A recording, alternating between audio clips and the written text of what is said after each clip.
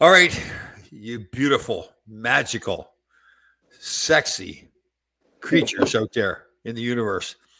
You know, all right. So I'm going to do the introduction here that I'm contractually obligated to do with the great Mark Puttenvink, but I've evolved mentally. I view so that when I look at something, do you ever feel like there's something you just when you see something, a picture, a person, whatever, there's a name, there's a word that comes to that just comes to you. Yeah. So when I look at you right now, I say cuddly. I just see cuddly. Yeah. Right. I just effuse a warm, fuzzy feeling. Yeah. The whole thing. It's your personality. Yeah. The way you look, the whole bit, you're cuddly. The way I speak, never aggressive, never never confrontational, never opinionated. No. Easy going. Yeah. We should replay our confrontation, our little debate we had. Oh God! All right, this is the great Mark Puttenvink, Patriot Training Systems. Can train anybody in any universe. They can change the universes with some protons. I'm going to France next week to the CERN Super Collider. We're going. Okay, so that's the topic. We're getting into the Super Collider today. We're talking about that. But Mark can do anything. So listen, they can super collide all they want, go into a different universe. Mark still trains the same way. It doesn't change. Yeah. Right. I don't care where it is. Yeah. Right. Totally. Right. Currently out in, God, I keep remembering the name of the town you're in. Sandy, Utah. Sandy. Yeah. Ah, Sandy. Yeah. That's the woman who hung out.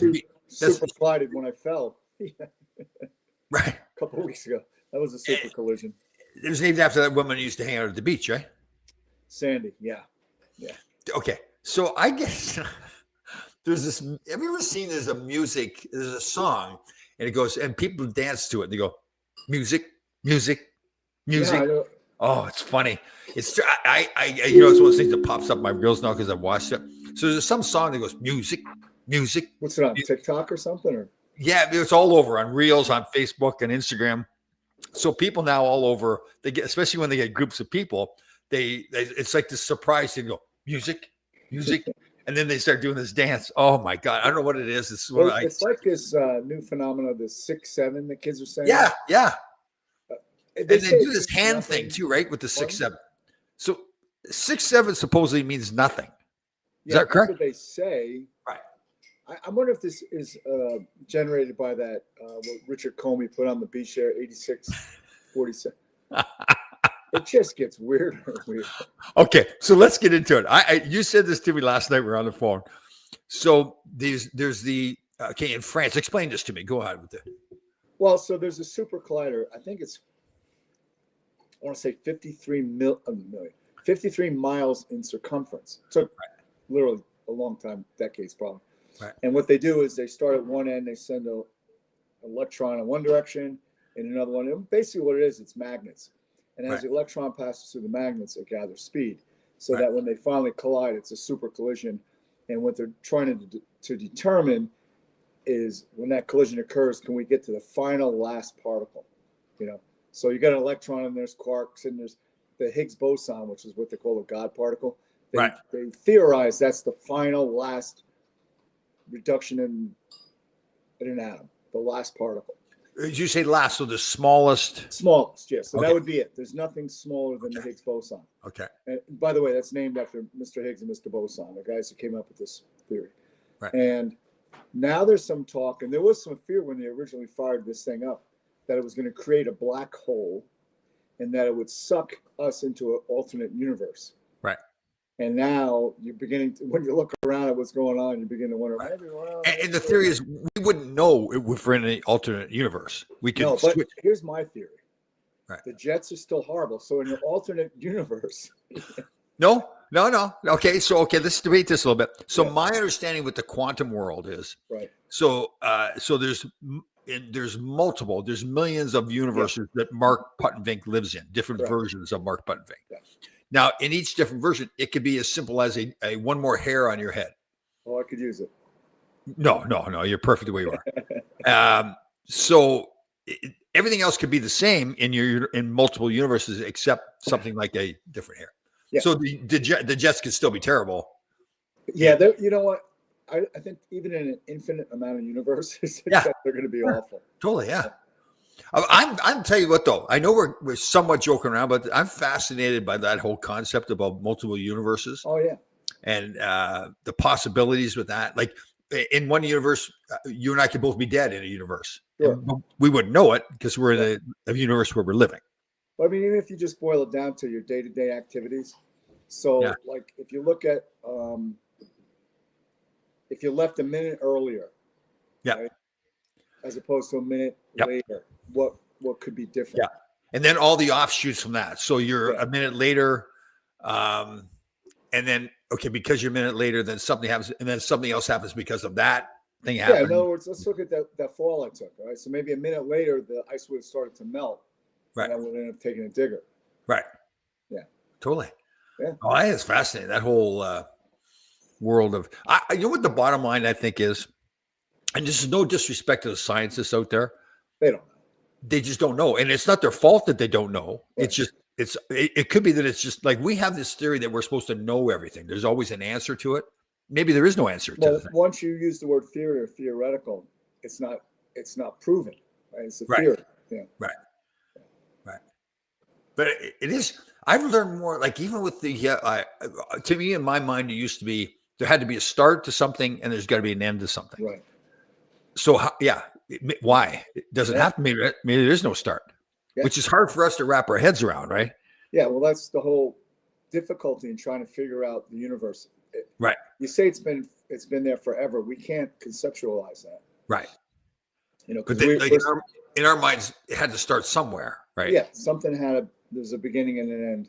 Right. Or And in it's some fascinating. cases, at least a beginning, maybe not an end, but for sure a beginning. Right.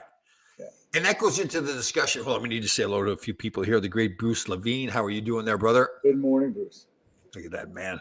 God, Good sexy. Thanksgiving. bastard. Yeah. And then one of our all-time favorites here, Keith Morano. My man. What an intelligent, thoughtful man. Observation. Let's call it what it is. He was a sexy bastard too. He's just Yeah. like he walks down the street and it just oozes like you oozy cuddliness. Yeah. He's sexy, is what Sure. he is. Sure. Yeah. Animal magnetism. Yeah, definitely. But that whole, I'll tell you what's fast. Like even when I get into talking about the pyramids, like then there's one I can't remember where it is, and I'm sure there's several, but there's a whole city that's like actually they've theorized that it's dug into the ground. It's not built. There's a giant rock form, and they carved it I out. think did I send that to you? Maybe you sent it to me. It's in India, right? Yes. Yeah, like a volcanic rock, Right. and there's no way that Right. wasn't some kind of alien. So okay, so that's a great point. So No now way. they're trying to figure out based on what we understand how those things were Yeah. built, like the pyramids. How were they built? But maybe the people that built it, they had a whole different life. Or maybe they were human, but they were just more advanced. You Yeah. know, like it's like I kind of look at it like there's certain things we can't conceptualize because we're not equipped to do it. We haven't Right. evolved to that point. It's like trying to teach a third grader to fly a plane. You know? Yeah. Totally. Yeah. I do. I tell you, I think I saw one scientist on Joe Rogan, younger guy compared to some of the guys that have been Yeah. around for a long time. And he was pretty cool. He said, listen, the reality is as scientists, we come up with a theory, and then for 20 years, we spend our life based on that theory. Yeah. And then if in 20 years we find out the theory's false, Right. we don't want to let go of our theory. Right. Much It's human invested. nature. Yeah. Yeah. And how many times, and again, that doesn't mean they're bad people, but how many times does that happen where we're told, okay, this is even like with the ice ages and everything? Like to me, I'm convinced more now. I'd like to hear your thoughts that like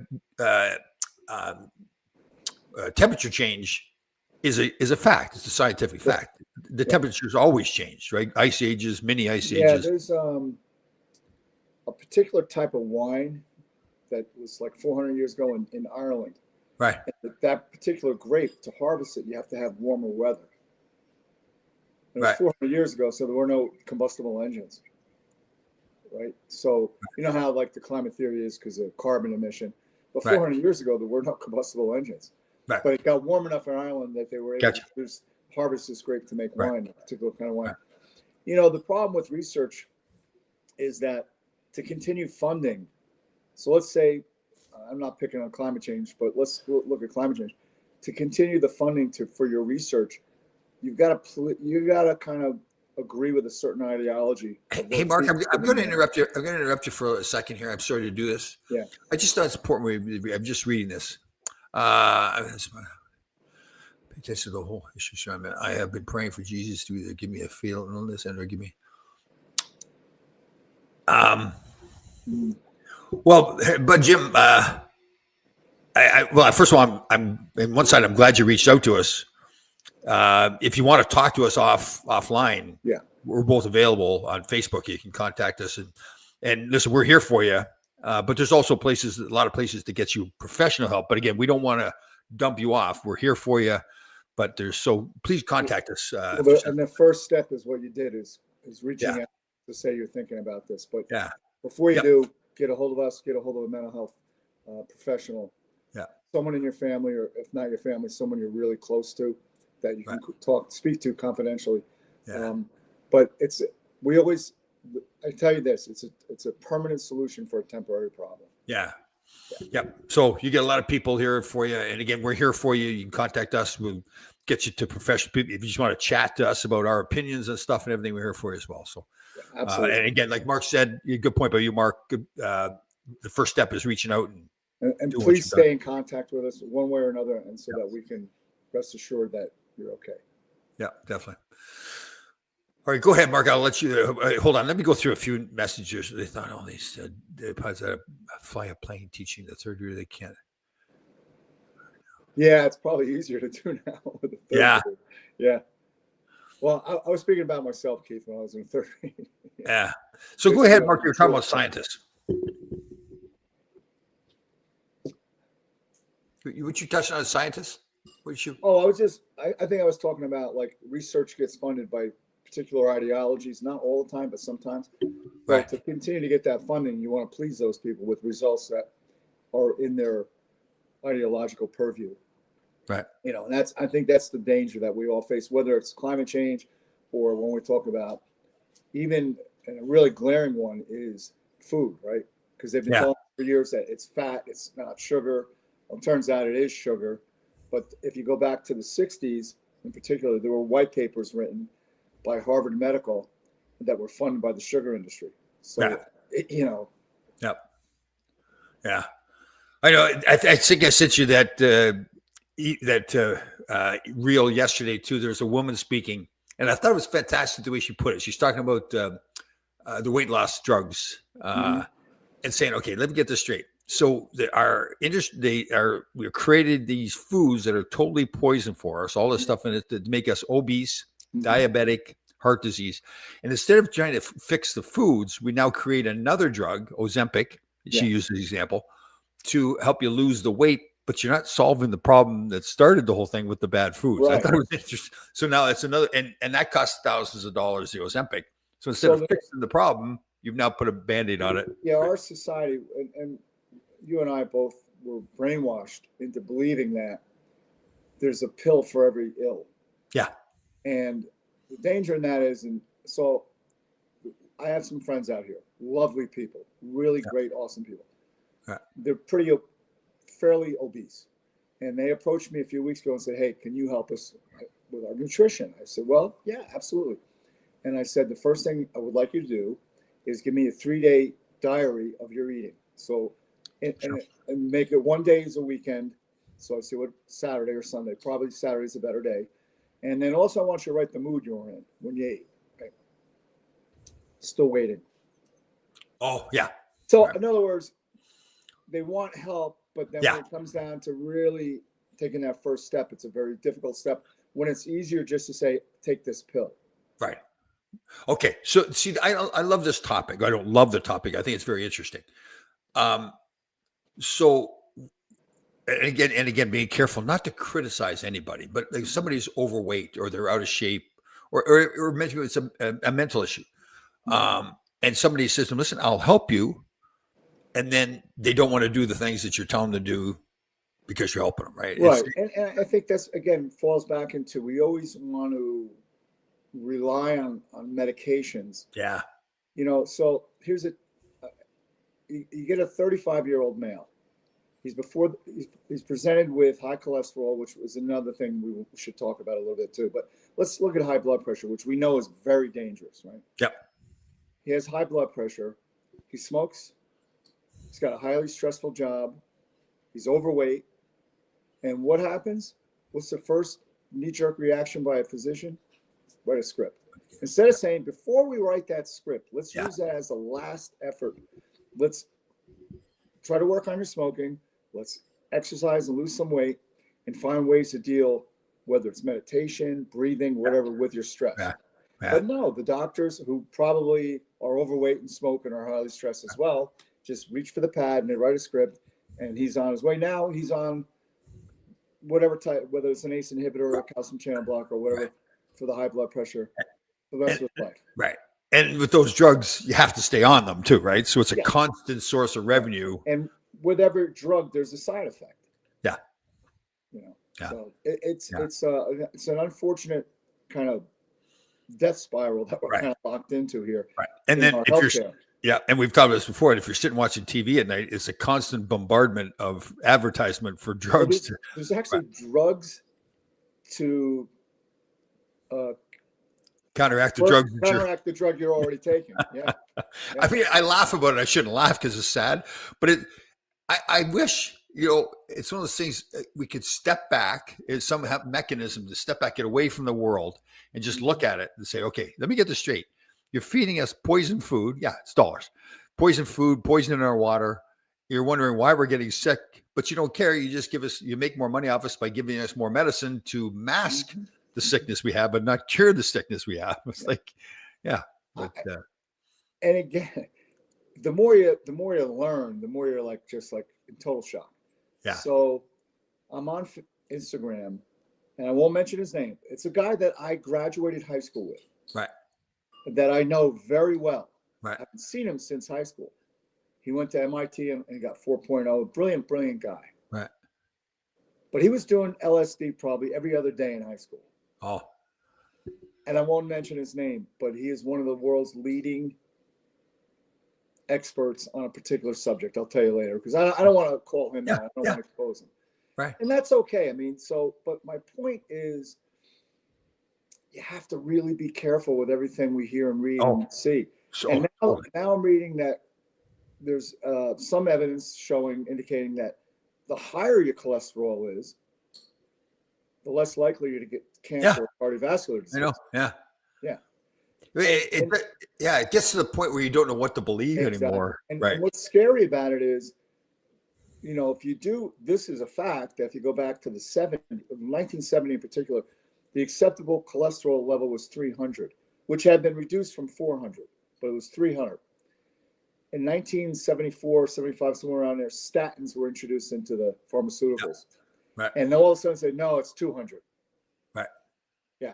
So, and the other thing about the cholesterol, there's HDL, high density lipoprotein, and then there's low density. And it's the low density that's the problem. So if your HDL is 180 and your LDL is 80, right? So. Yeah, I know. And as we all know too, the tie between your mental health and your physical health is so important too. 100%. Right. Yeah. It's like if you're, like you mentioned before, they have that stressful job and you're always thinking, like there's a guy at the gym I go to, great guy. I go to, and he's there every morning. We get to chat and everything. Fantastic person, but he always turns to the negative. Like I was joking around the other day about winning the lottery. Mm-hmm. He said, but I've heard all these bad stories. You win the lottery, and then they. It's like, and I think it's just a thing. He constantly doing that. But again, I think it's one. I know you believe this too. It's the same thing. So if you want to be in shape physically, you go to the gym, you eat good foods. You want to be better at mentally health. You don't have to accept the fact that you're like people say, well, I'm just a negative person. Well, no, you're not a negative person. You just, you choose to be negative right now. You can change all that. Yeah. And the connection between your gut and your brain. Finish this. I'm sick to my stomach. Yeah. And it's an emotional thing, right? Yeah, totally. And also the heart. Like there's evidence that when people have heart surgery, their personality really changes. Yeah. Yeah. My dad's did. He had the patience of Job. He had heart surgery. Patience of who? Job. It's an expression meaning it's a biblical character who had Yeah. immense I've patience. never heard before. See, there's Yeah. another one that you come up with that I've never heard. Patience of Job. Nice. And he did have that, right? Right. And after he had quadruple heart surgery when he was young, 62. And not that he lost his patience, but you did see he didn't have as much as he had prior to Sure. that. Yeah. You know? And what do we talk about when we broken heart, right? Yeah. It's emotional, Very true. right? Today, and of course, I have to be Mr. Extreme with it. It's fairly chilly here, not too bad. Yeah. So I'm out for my walk after working out. Everybody's all bundled up with the coats and everything. Of course, I have to go out with the t-shirt and shorts. Yeah. And I joke about it, but I do believe it's true that I have told I like if people say, Tom, what are you doing? You're out here with those. I said, well, I just told myself I'm not cold. Right. Like I want to show people, listen, don't, because you're telling yourself you're cold. You feel like you're cold. Well, I had a fighter. We were going professional fighter. We're driving out to Long Island, and he's in the back seat. My other partner, trainers to my left, is driving, and the kid says, "I don't feel good about this fight." And I said to myself, and he got stopped in the second round. Yeah. But he had already been defeated before we even got to the venue. Yeah. Yeah. Oh, hold on. Drop everything. The great Barry Shelley is in the house. Morning, Barry. Okay, so when we see you, we see cuddly, we see Keith Morano, we see sexy. When we see Barry Shelley, it's like a godly figure, right? Like it's like it's dedication. Yeah. Right. Honoring. It's like this. You see like a mountain of a man, right? Like standing there, like with his uniform on, the whole bit. And mountainous. That's what we call him, mountainous, right? Like you're cuddly, he's mountainous. He's indicated that he's had some issues health-wise and his wife, but has it stopped him? Oh, totally. Yeah. Yeah. Maybe so you're a cuddly, Keith's sexy. You're like Barry's more like unstoppable. Maybe unstoppable is what we will call it. Yeah, that's a great one. Yeah, I like it. Yeah. There's the great Deb Anderson out there as well. Good yeah. Morning. It's a magical world. So New York Rangers. Well, the sad thing is, we talk, and I think you and I both said we want the Rangers to do well now and in the future. The scary thing is now, if they're not going to be good now, then what does the future look like? Because a bulk of their good players are older too. Yeah. I just wonder, like Schneider in particular, what's going on? I mean, I know. You know what? And that's a great question. I believe, because I went through that, where as a young player, I would wish there's somebody around him. And again, I don't want him to get traded anyway, but you got to say to yourself, okay, I want to get the most out of my career. Yeah. So either I be one of the guys that changes things, and I think he's kind of got that personality to like change the mentality where if you go into play the Mammoth, you're prepared to play. Right. Yeah. Yeah. I mean, Miller's getting carved. I know. And you know what? Maybe it's. It's also because he's not the only guy that maybe is underperforming, but because there's such a buildup with him being the captain. Correct. Yeah. Yeah. It's even worse. I mean, so that one particular play was unfortunate. Ooh, so people who didn't see it, the game in Vegas, it just happened to be like, it was almost like the camera he was in the center of everything, and clearly just did not give a full effort. And this is what I tell kids. It's not the end result. It's what led to that end result. And it was an offensive blue line turnover. Yeah. That began the whole collapse of that segment. And I'm not going to name names, but we all know who turned it over. Oh, yeah. And just. So they get a home game tonight. The problem is once it starts going, as we saw last year, once it starts going downhill, man, it's all downhill. Yeah. But I'm not going to call out Sullivan. These are professional levels different, but I still think you can still coach. All right. Yeah. And so yesterday, Sundays we're at the rink all day. We got everything on. I'm literally there from 9:30 in the morning till 5:30, and we had a little break. And Jeff Paul, who I coach with, we're watching. There was a college game going on, right? And I see a kid. So it's a turnover, and he starts to angle and back check, skating. And this is a habit, right? Well, you see it a lot. He gets to the guy, skates his ass off to start to angle him off, and then he stops moving his feet. Right. And it's like, no, Yeah. even though you're shoulder to shoulder, his feet are moving. Once you stop, he's going to continue. I And know. it's such a teachable moment. Right? Yeah. And even at the professional level, you still have to have the capacity to say, hey, JT, just because you turned it over, you can still try, at least not try. You still got to work hard because there's a chance that you can still break that play up. Oh, totally. You know? Yeah, like if he really started moving his feet on that play, he could have cut up with the puck carrier, stripped him of the puck, whatever. Yeah. And those the one that always go ahead, sorry. No, those are little things. And on the flip side of it, when Sean was playing high school hockey, there was a kid that was on the other team, and we all knew he was a AAA travel player. He was a freshman. He's playing varsity in the same place. So there's a turnover at the offensive zone dot.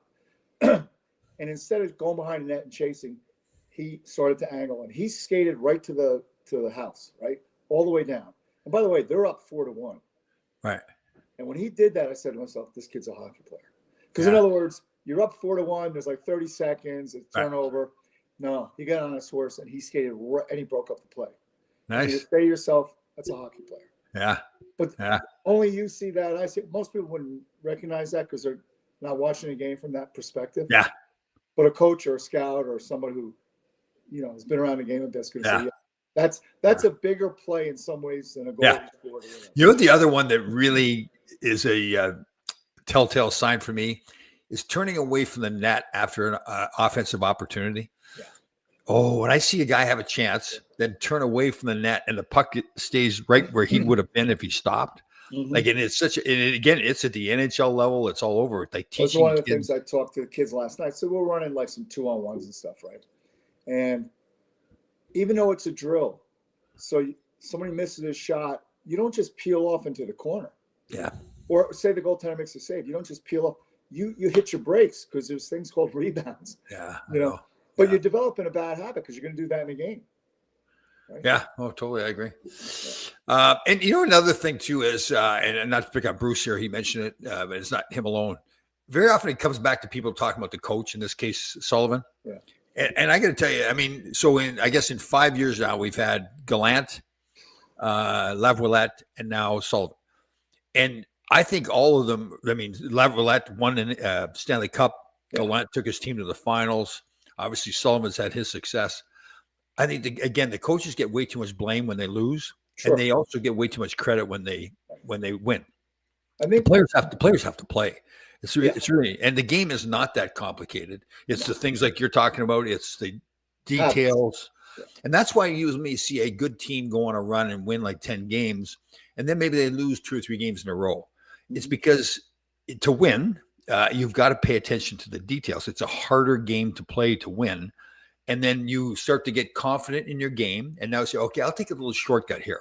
Well, now this guy's taking a shortcut. The other guy's taking a shortcut. Now you start to lose because you're taking those shortcuts. And it's the players. It's not the coaches. So yeah, I'm on the mindset that, especially at the professional level, player has 2 games like really not good. Doesn't play well. Here's a 3rd game that he doesn't play well. It's on him. Yeah. The first 2 games I'm the coach. I need to talk to him about. If he has 3 in a row, then it's on him. But you think at the NHL level, if a guy has 2 bad games, he's proven himself, he's played long enough, you know what he can do. Mm-hmm. You think the coach needs to step in after 2 games and have a talk with him? No, but I guess what I'm saying is if it's 3, then maybe introspectively, if it's 2, you say, well, maybe I'm putting him in a position he doesn't need to be in. I need to put him in a better position. Right. His game's going to be better. But if he has 3 bad games in a row, after I've made an adjustment, right, then it's on him. Yeah. And again, to me, so if it's a young player that's just learning his way, it's one thing, right? Because now I need to step in, and he hasn't learned yet. Now, if it's a veteran player who's been through it, played 10 years or whatever, and he's played bad, to me, it's like, okay, this guy knows what he's doing. He's proven that he knows what he's doing, but he's not doing it right now. Yeah. As a coach, so let's look at the first 2 games he has kind of not stinkers, right? So now you try to adjust. Maybe I need to put him on a different line. Maybe, I need to put him on the power plays, build up his confidence, something, right? But if he has 3, then it's on him. That's the kind of way I look at it. Yeah, I know. And I'm not just, again, here's another way of potentially looking at it. Not that you're wrong in what you're saying. It's more, or is it also, okay, guys, I can't make this perfect for the player. At some point, he's got to suck it up. Well, they have to be accountable. Yeah. Yeah. And that's the problem. I don't know if Miller's being accountable to himself.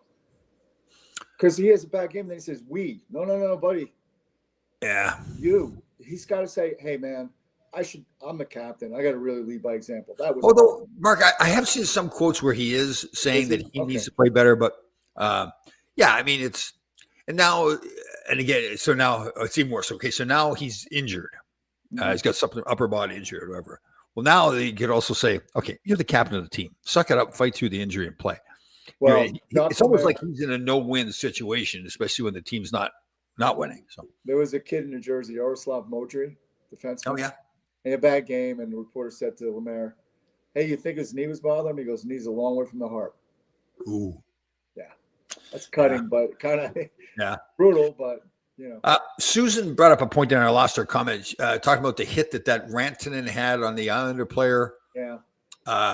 And I think I saw him just now have another hit similar to that, hitting somebody else from behind on the weekend. I never viewed him as that kind of player. Yeah, I'm a little bit taken aback by that. Yeah. Yeah. And I guess you could look at the hit against the Islanders like, okay, were they both losing their balance and falling to the boards, or did he hit him? To me, I don't know. I'd have to watch it a few more times to really tell. There were guys like Matt Cook. Oh, yeah. Ryan Hallwig. Good kid and all, but man, and he finally got it from Chris Simon. Yeah. Ooh. Yeah. Was that Matt? Did he hit Matt Cook? No, Ryan Hallwig hit. Simon. Oh, Hallwig. Yes. Yeah, but Matt Cook was just a dirtbag. He wanted. There's playing on it, and Rafi Torres was another guy. Yeah. There's playing on the edge, and then there's just being like you're trying to kill. Like I heard. I mean, I played against some guys that were tough players, but they didn't try to hurt you the way those guys do. They played hard. Yeah. There's a difference between being a hard player and a cheap player. Yeah. I'll never forget we played against Brian Sutter. He's in St. Louis, my rookie year. Had a good playoff series with him. And at the end, he battled Eddie Hospodar and all, and fought everybody. And it was at the end of the series, we were in the city someplace, and he ended up in the same place we were. And I said, man, I really respect you a lot. Next season, we're playing against each other, and Pucka dumped in my corner. And I may have told you a story. And no. He comes in behind me. He says, I'm coming. Now, he still ran me. But he let me know he was coming, yeah. So I always thought that was pretty cool that he did that. That's a class guy. Yeah. Boy, that had to be some tough dinner table. Yeah, the Sutter boys, yeah. We had this junior team. We had two out of three boys played on the team, and the story was the mother only put out 2 dinner plates. For the 3 boys, yeah. Our boy William Haynes is trying to fool us a little bit here. A little bit of a different name there. It's still William Haynes, but good morning, go Bears. That's right. They won again, the Bears. They're surprising a lot of people. Yeah, Torres was dirty. Beat up Hossa pretty. Yeah, remember that hit that Torres hit Hossa at center ice in Chicago? Yeah. Hossa was in Chicago at the time. Ooh. I actually didn't. I should have took the time to watch it, but I was going through YouTube, and I get the inference he was kind of mea culpa, saying, "Yeah, I was probably a pretty good guy." In retrospect. Yeah. Here's and we should mention again, I know we touched on it before. Again, once again, for people that don't know, Susan lost her brother, Larry, recently. So, I saw she had posted the Islanders did something very classy. That's been a great thing. And I know Susan's posted, I know she sees it, but the outpouring of and respect. I think the big thing about respect for Larry was what I see a lot. Yeah, say what you will about the NHL. I think the NHL, more than any other sport, is very sensitive to showing respect and doing the right thing. Yeah, totally. Yeah, very true. Very true. Anyway, so Rantanen has a automatic 1-game suspension after hit yesterday on this Coronado. So that's the one I saw recently. Yeah. So. But to Susan's point, it's 1 game. Like I think the Islander guy's out for months, for 2 or 3 months that he. I think the simple solution to all these things that you don't come back till he comes back. Yeah. Okay. I hear you. Okay, but let me do a scenario. Mhm. The guy he hits is a mediocre player, Right. I understand. fourth line guy. They say, okay, and now they're battling for a playoff spot. Right. It's a star player, so now okay, we're going to sit this guy out and say he's hurt. Maybe that again, that's a tough thing. Like I wouldn't want to be George Paros and have to make these decisions, but maybe if they came up with a clear cut, and again, it's hard to really be clear cut when the game is so fast and things happen so quickly. But like if you run a guy from behind, it's 5 games. Yeah. You cross check somebody to the face, it's 5 games. You know what I'm saying? I don't know. Yeah. I don't know. You know what though, and you're not wrong. It's just one of those things that no matter what you do, like you said, when you're George Paros, in a sport like hockey, yeah, it's hard to. Speaking of hits, did you see the Ontario League kid where he smacked the kid? Yeah, Jim, that guy. I would have gave him a lifetime ban for that. There's no need for that. Because and apparently, not that it really matters, but he was an average player, and I mean, it shouldn't matter, but play that precipitated it was kind of like a nothing play. Yeah, nothing. The only I think is he kind of got hit from behind, but the guy that hit him from behind that he ultimately slashed, he got hit as well. Into the player. Was it Dennis Bonvie that got a lifetime ban from the OHL? There was it may have been a few, right? Yeah. How about our boy, our boy that we like on podcast now, the Boston guy? Billy Tibbetts. He went into the store. He forgot he shaved the middle of his head. Did you see that one? Like, out of his mind. Oh, and then he went in the store. He comes back out and he's going, "I forgot I gave myself a haircut." He's out of his mind. So Billy, for those that don't know, Billy, he's a Situate, Massachusetts guy. Played for Pittsburgh. He played for a couple teams. Played for the Rangers. Yeah. And he has an unfortunate legal history, but he's got his thing going now. But I know what's the podcast again? Somebody will tell us here, but Billy Tibbetts, the great Billy Tibbetts or something. Yeah, but when it comes to hockey, he's got. I mean, he's a hockey guy, and he knows what he speaks of. And he made some good points, like empty netters. He gets freaked out, like they shouldn't count as a goal an empty netter. Like, is that right? Yeah, he's kind of like it shouldn't count as a goal that he scored. But that's funny. Hockey is special. I feel fortunate to be a part of it. Yes. Yeah, 100%. Well said. Well said. Yep. And they do that. And you're right. The league is, and just the league, the individuals. It's kind of like the tradition in hockey where, and it sounds kind of barbaric to some people. Like when you're playing, you'll do anything. Like do whatever you have to do to win. But then once you're done, hey, I respect you. We're buddies. You need any help? You want me to move your furniture? It is weird because they'll try to kill each other. What happens after a 7-game series? What are you doing in center ice? Yeah. Oh, totally. Yeah. Shake hands. Yeah. It is.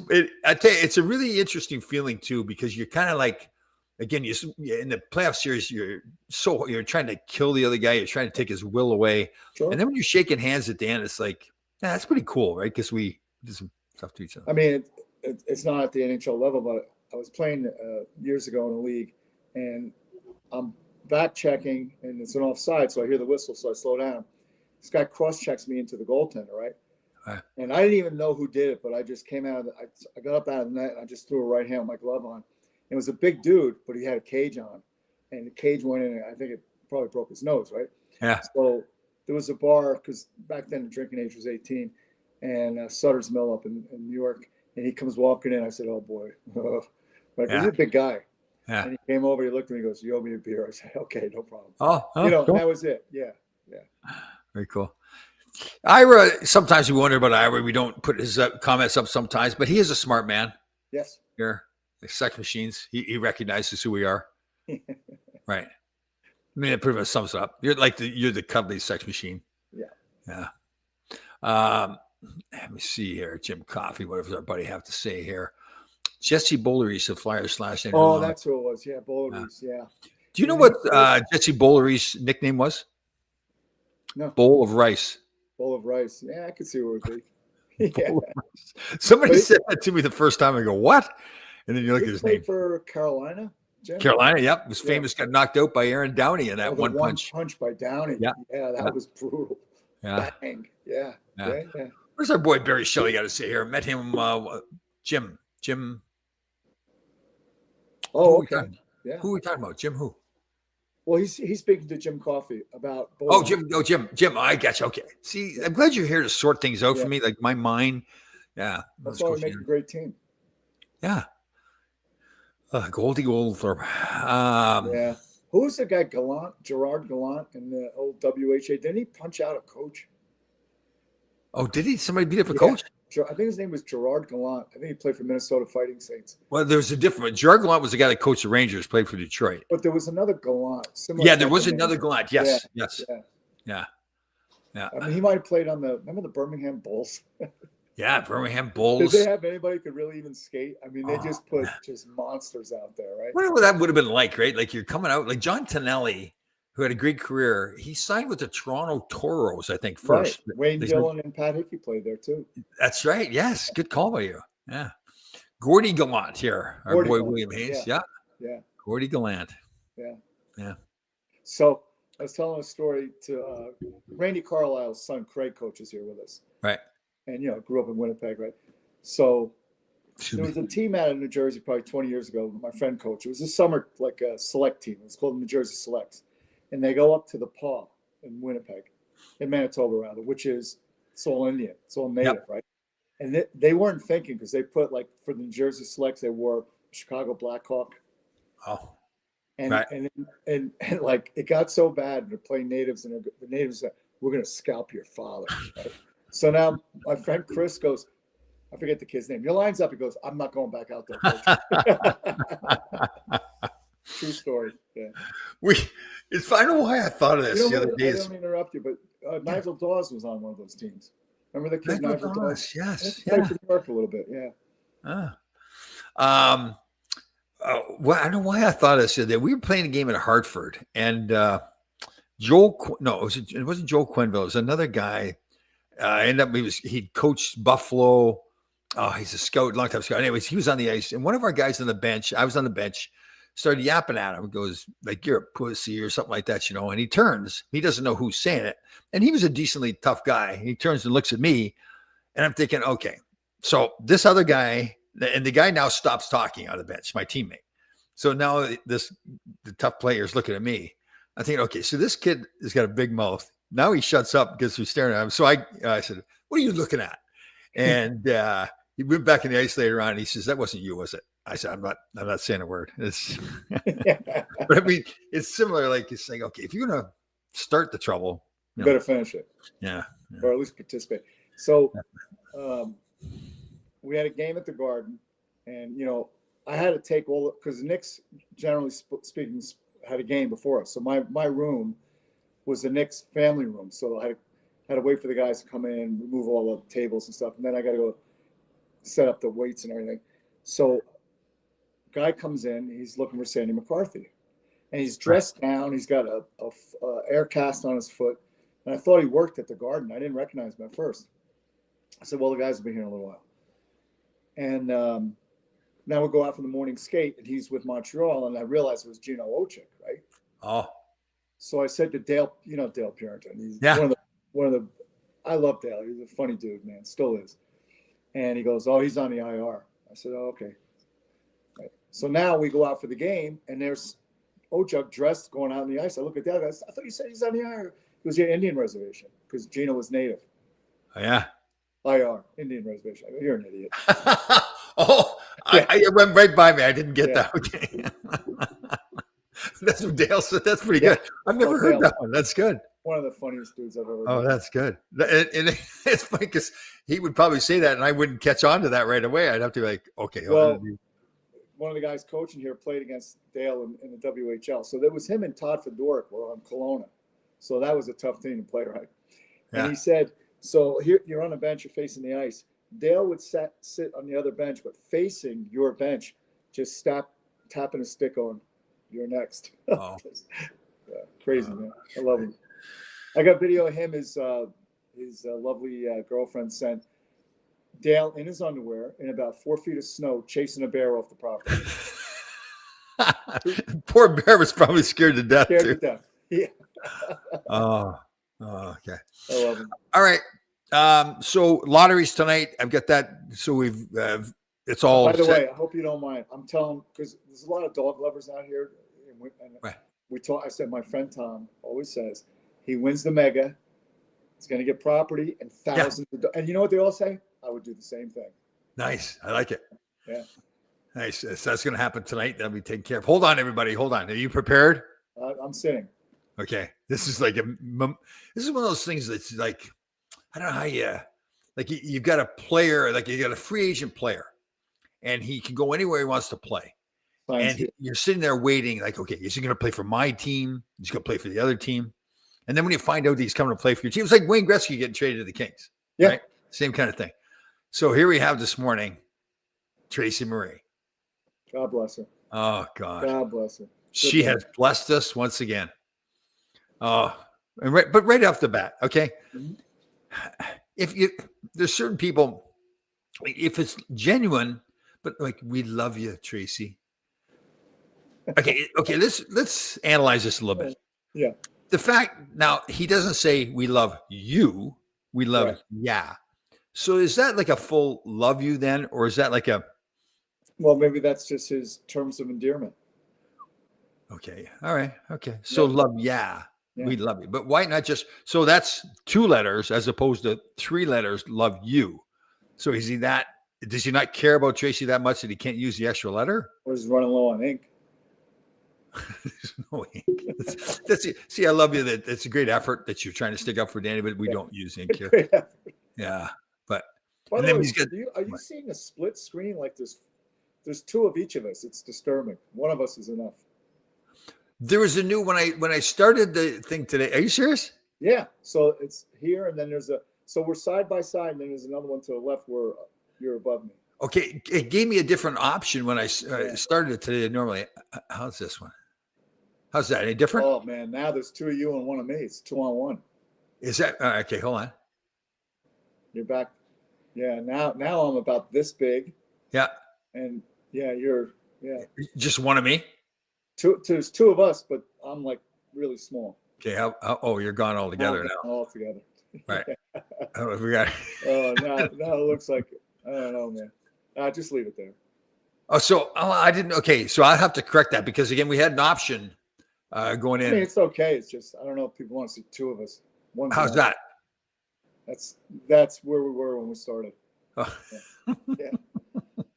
It's like when you got your school photos, right? There's the big one and the little ones for your wallet, wallet size. Yeah. Okay. I love these little toys. Like, okay. Did you get school photos in Canada? Yes, we did. But you have to go to school, is what I'm saying. That's true. But they were scared. Like, in some of the old pictures. You ever remember? They had things like, was it an ascot? Like it was like a cloth going around that you had a ring. You had a ring to hold it together. Right. Yeah. Oh, I get pictures of that, and man, I was thinking I was cool. And when Mary like you have to have bangs too. Like you have to have bangs. I mean, there's when I go through there's a whole bunch of pictures that my mom kept for me. I got a book. It's called School Days. It's got your report cards in it.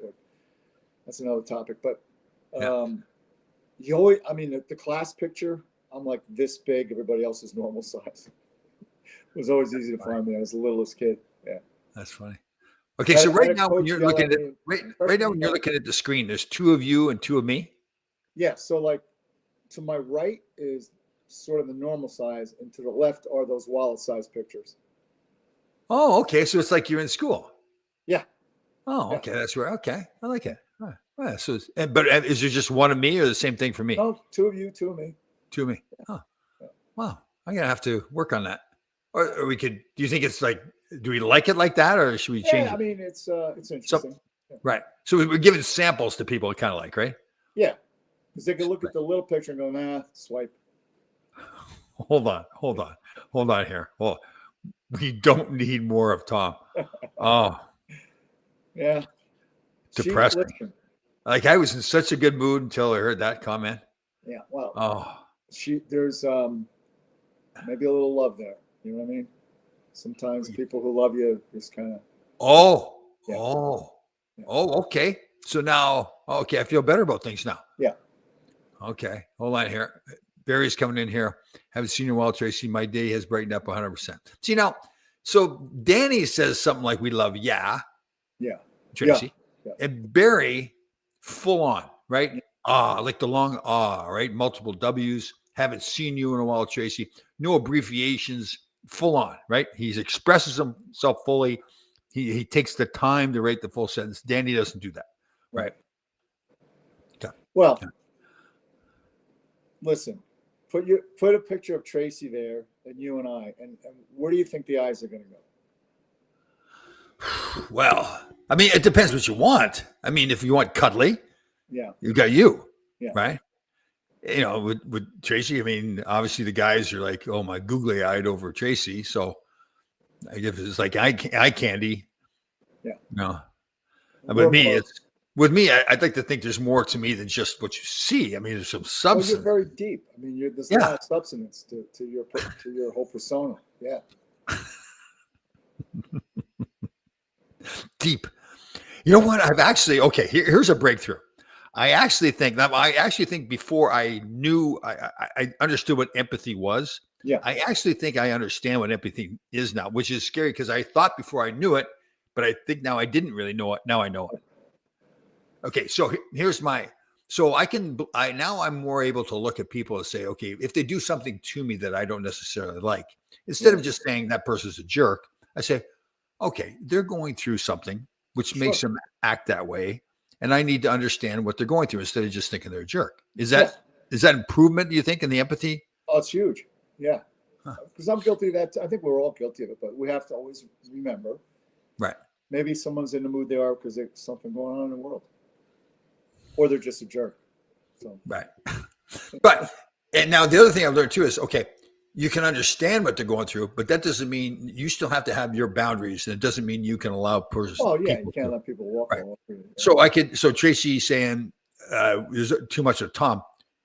I can understand that maybe she's going through something, but I just can't accept that kind of. Or that she's so engrossed in you that she wants only one photo to focus in on. See, this is why you get the big money. Yeah. This is why they hire you to go all the way across the country to coach young people. Like it wasn't somebody just like 10 miles away in New Jersey. They found you in New Jersey to go out to Sandy, Utah. Yeah. Wow. Yeah. See now, okay, and here's another one. We need an interpretation on this one. Now, I'm going to take it that she really knows what season I was on, and she's kind of I think it's her way of reminding people that you're on Survivor. Okay, sure. How many years has it been? 5 years, 6 years? It's been 6 years. Yeah. So people may not know that you have reached that level in life where you are on. I mean, how many people can say they were on Survivor? You're brilliant. Seriously. You should be, like Liv, was it Liv Schreiber? Liv Schreiber? Liv Schreiber. Liv Schreiber. He does a lot of like voiceovers for videos, like hockey videos in particular. I taught him how to skate. You taught him how to skate? Yeah. So there was a place in Hackensack, New Jersey. They had the skating treadmill. Right. Yeah. And they had a little sheet of ice that would, like one-on-one with little kids. So I get there one morning, I see an adult guy because I could see in the back, and the guy I worked for, Tom, is that his name? I don't even remember. He said, bless you, Beth. He said, you got an adult guy out there, wants a lesson. I go, okay. I go, can he skate? He goes, no, he's never been on ice. I go out there, and I'm like, it's like one of those things that, like, what's going on here? Right? Yeah. It's Schreiber. And I said, and by the way, he's like just a regular dude, down to earth, like no pretension, nothing. And he said, yeah, I'm doing this movie. It's a hockey movie. I go, what's the name of it? He goes, Goon. So I thought it was going to be like about a Dave Schultz kind of story. He goes, it's kind of a goof, right? So all he wanted me to teach him is how to get over the wall from the ice, because they had somebody else do the skating for him. Right. And so that was it. Yeah, and pretty cool guy. Yeah. So you taught him how to get over the wall. That's all. Yeah. Just how to change. That's funny. Yeah. But okay, see, you cleverly changed what I was talking about, though. I was comparing you to him in terms of your talent, speaking talent. Right. Yeah. Yeah. Yeah. Because okay. All right. So now what Tracy does is she throws in this little dig, like there's too many of Tom already. Stop the madness. Yeah. Well, you know how you have a governor on your carburetor? Right. She's a governor for you and I. Like, stop. But okay, and it's nice of you to pull you in with me, but she's not trying to stop you. I think she's encouraging you. You're a wonderful human being. but I always have your 6. Right. That's true. We see here we get so me saying hello to Danny Erickson first instead of you. I wasn't a jerk. I was going through something. Oh, probably at the event she's talking about there we were at in Long Island. Right. Long Island. So she said hello to Danny first instead of you. I wasn't a jerk. Now, I wasn't. You're right. There's some I think there's a lack of communication here is what it is. Yeah. That's generally where the beginning of the breakdowns are. Yeah. But keep in mind, you're a survivor. So even if she went to Danny first, you should be like, that's all right. She'll get to me. Right. You save the best for last. Good point. Hold on. Let's get right to it here. See, this confirms for me. I adore Mark. Never has she written, I adore Tom. Yeah. Right. It's I adore Mark. So clearly that's now a clear dig, like major, like pull the like it's trying to pull you into like maybe behaving. Really think so? Yeah. So she says, okay, I'll adore you too if you act a certain way. Exactly. She's trying to help you. It's with love. She's trying to say, listen, Right.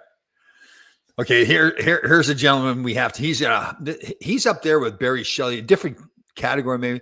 Like this is the hockey coach of the century here in Connecticut, Rich Spezzano, a good friend of mine. We coached together. He was at the Survivor, the opening. We had the opening party there at hotel here close by. For some reason, when I see Tracy Wright, I adore Mark, I think of Andre Dory, like A. Dory. A. Dory, who's in Connecticut. Yep. Stick repair company. Yeah. Help me help you, Tom. Oh God. Funny stuff. That's from a place of love. She's saying, Tom, let me help you. Yeah, right. Like you're in a hole. I'm right. presenting Okay. you a ladder. So, okay. Now here's a couple ways I could take that. Like, is there something wrong with me? Like I need fixing? Like as an insult? There's or with all of us. Yeah. Everybody. So here's a perfect example of what she's trying to provide. So there's a guy down in Louisiana. And he lives on a bayou, and heavy rains. Right. So the sheriff is going up and down the street saying, "There's a flood coming. Please evacuate." Guy sits on his porch. He said, "God will provide." So now the water level starts to rise. He's in the second story, and a boat goes by, and they're saying, "Hop on the flood. God will provide." Now it's so bad he's on the roof of the house. The waters are that high. There's a helicopter, and he looks up and says, "God will provide." Well, he drowns, and he gets up to heaven, and he says, "God, you didn't provide." He said, "First I sent the sheriff, then I sent a boat, then I sent a helicopter." So Tracy's giving you a lifeline here. Good point. So should I just jump on that lifeline? Yeah. Okay, so I don't wait. I don't sit there and say, "Well, God, no, I'm fine, Tracy. God will provide." At some point, it could be retracted. Right. Just quickly, we can't ignore Susan here. So that's the player we discussed. If it happened up in Canada, I would not be surprised at all if there was charges brought against them. Hockey. Well, there's been many. Dan Maloney, right? Yeah. And actually, Mel Bridgman and 3 or 4 other guys, they got charged years ago for an incident in the NHL. Yeah. But Dan Maloney was probably the most famous one, right? Dino Cicerelli for slashing Luke Richardson in the head. Yeah. And going to get his newspaper. Yeah. We'll get into that one too. Okay, hold on. Now, this kind of takes a different turn, right? We don't have that kind of time, Tom, to get to the bottom of this. So, does she really want to help me? She's basically saying, "I don't have time for you." That's how I think what she's saying is just accept the help. Don't question why, because that could take forever. See, maybe it's my sensitivity, right? Because now I read it that she's basically saying, "Tom, I don't have time for you. Screw off. Like, get lost." Right. Yeah. Like she's basically saying, "I'm lucky you're on, you're lucky I'm on your show." No, I think if that were the case, she wouldn't be corresponding right now. But she also, like, she obviously loves you. She adores you. There's Barry Shelley, Deb, like there's others here. Right. So there's others here on the show that she cares about. Clearly, I'm not on that list. I hate. Well, there's there's a message there that you could be part of this adoration. If I handle myself properly. Yeah. Yeah. And stop taking everything so personal. The fact that she went to Danny first, that was the first person she ran into. It wasn't a conscious, like, I'm going to go to Danny and not. But then she also said in that statement she had things to deal with. Yeah. So instead of coming to me to deal with the issue, she went to Danny to deal with it. Well, what's that tell you? You're not in the inner circle. Oh God. I heard another great song too. What's the song I heard? You're not what happened to you. Mhm. You are what you choose to be. Yeah. Ooh, great song. Yeah. I'll send it to you, man. Very deep. Well, that deals into your whole quantum. Yeah. Like you said, you choose who you are, you choose your life, you choose this, you choose that. Yeah. Right. Yeah. But again, I think that kind of makes sense. I mean, Yeah. you make choices all day long. But as I've learned, and I'm sure you're aware, there's two great philosophers, doctors, we call them Freud and Adler. Yeah. So in Freud's theory, pretty much everything that you are now is because of what happened to you in the past. And do cocaine. He was a big proponent of cocaine. Right. It was Adler. It's more, okay, that's part of why you are the way you are, but there's also today. You have to deal with today. And, Yeah. Right. But we seem to follow Freud more than we do Adler, right? Like a lot of therapy we have today is more dealing with your past. Yeah. I mean, there's good therapy and there's bad therapy. Yeah, I know. Yeah. That's something. And clearly Tracy's saying I need therapy, right? Well, we all need therapy, but yours may be a little bit more intensive. Oh, goodness. What do we got here? Do you know Shirley spent a day in jail for? Oh, yeah. Yeah, he smacked it pretty good. And then there's the Marty McSorley one, too. Marty got charged. I don't think he spent any time in jail, but he got charged for his slash against. And didn't Richardson didn't get charged, but didn't he get a big suspension for a hit on Tony Granado? Oh, that's right. Yeah. That the big elbow. Yeah. Elbow. Yeah. Yeah. That could have been chargeable. Yeah. Ooh. Yeah. He laid him out pretty good. Tony was down for a while. Yeah. There was a guy that was pretty gritty little player, that's Granado. Yeah. Oh yeah. I love his game. Yeah. Yeah. We're having, because of the Rangers' 100th year anniversary this year, on December 13th at the Garden, they're having a big get together. A lot of former players from my era. I think they're dividing it up by eras. The other night they had people who had big moments, like Stephen Matteau was there. Mm-hmm. Big things that happened. So they're trying to divide it up. And my event, well, one I'm part of, it's my event, is the era that I played in. So who's going to be there, Pierre?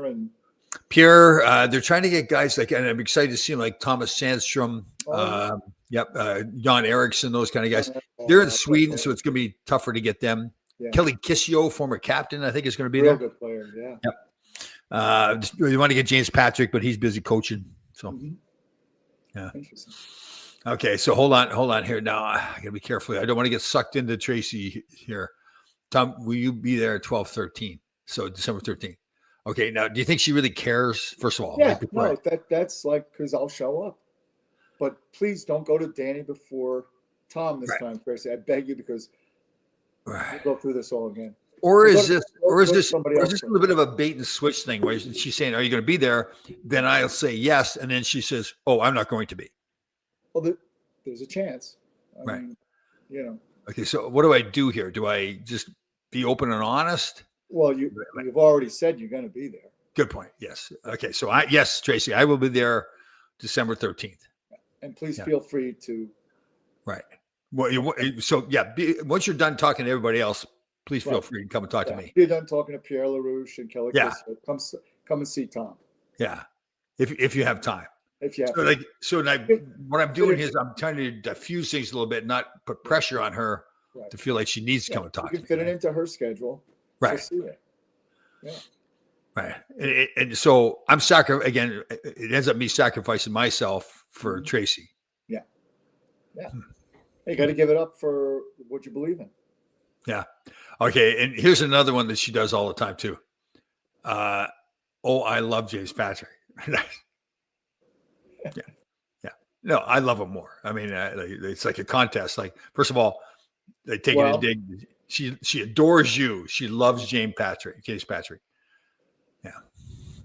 But you don't know, like in her heart of hearts, she may adore and love you. So there's a combination there that could. But don't you need? Don't we have to have some emotional intelligence here? Like is that a new phrase? Emotional intelligence? No, but I think it's pretty much apropos, and I think it falls on us, not Tracy. Right. But that's a phrase apparently based on the way I handle myself. I didn't know before. Like it seems like that's a new one that's come into my universe. Emotional intelligence. Yeah. Is that something that's been there for years? Yeah, pretty much. Yeah. It separates from just book intelligence to emotional intelligence. I interpret it as how you react emotionally. Right. So me understanding about empathy would be a form of emotional intelligence. Yeah. Okay. Okay. It's interesting that I didn't even know what emotional intelligence was for a while. Right. Pardon me? You didn't need to. So that's the whole quantum thing. At that point in life, you didn't need to. Yeah. You didn't need to. Oh, I will not be at the alumni game in January. No. They're really trying to. And rightfully so. A lot of younger guys now. Yeah. So. Yeah. Tom, I got a hard stop. I got to get to. Okay. Meeting in Salt Lake in an hour. I got to get there. Perfect. All right. So great to see you. How far is the drive from Sandy to Salt Lake? I'm going to say about 40 minutes or so. Good deal. All right. Everybody. Again, holidays coming up. I'll be really quick here. 988 hotline. As we've learned here today, everybody make sure we're taking care of each other. I know everybody in this group is great. If somebody has an issue, reach out to anybody here. Certainly Mark and I, we're here to help. So yeah, and have a great Thanksgiving. That's right too. Yes. Have a great Thanksgiving. All right, brother. Wait, we'll be on next Monday. But Thanksgiving is Thursday. I don't even know what day it is. I know. Thanksgiving is this Thursday. Is this Thursday? Yeah. Everybody have a great Thanksgiving. That's right, everybody. Talk to you. All right. Later.